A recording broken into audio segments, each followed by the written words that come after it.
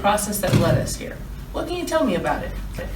So the City Council gave staff direction in 2017 to start working on the Southside Community Plan. There had been a previous effort in 2005 to create a neighborhood plan for the Southside, and it had finished without actually becoming an official neighborhood plan for the city.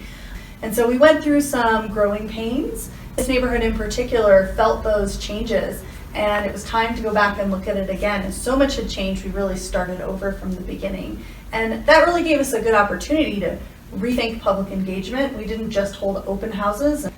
And so what were some unique ways that the City of Flagstaff worked with the Southside Community Association to really get to the conversation that needed to happen with the residents? And rather than telling us what they wanted to do, they asked us what we wanted to do or how we wanted the plan to unfold. We had input on the process, and we were able to get different aspects of the community involved. So there were older people, younger people, people who had lived here for a lot of years, and people who have just come to the community. So it was a real community engagement, and it was a big effort on the part of the city and the South Side to make that happen.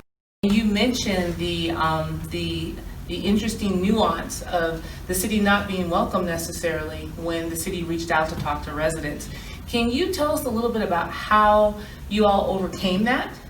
I think that it started with just being a presence in the neighborhood. We spent a summer that we called the Summer of Southside, and we put up banners with our plan logo in the neighborhood, and we were on the street in this neighborhood every day. We were walking door to door. We had pop-up tents with maps and meeting invites throughout the neighborhood. We did bus tours. We had workshops.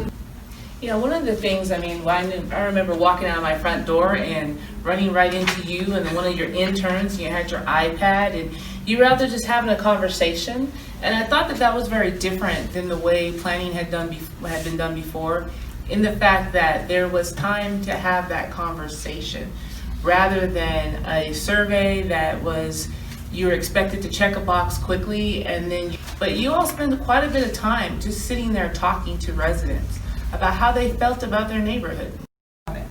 And were there any unexpected challenges that came up during the process? You know, there are always challenges, but every challenge is an opportunity for growth. And so when we encountered those challenges, we looked at them, we decided how could we resolve them, and then we work toward making sure that people could walk away and still feel good about it.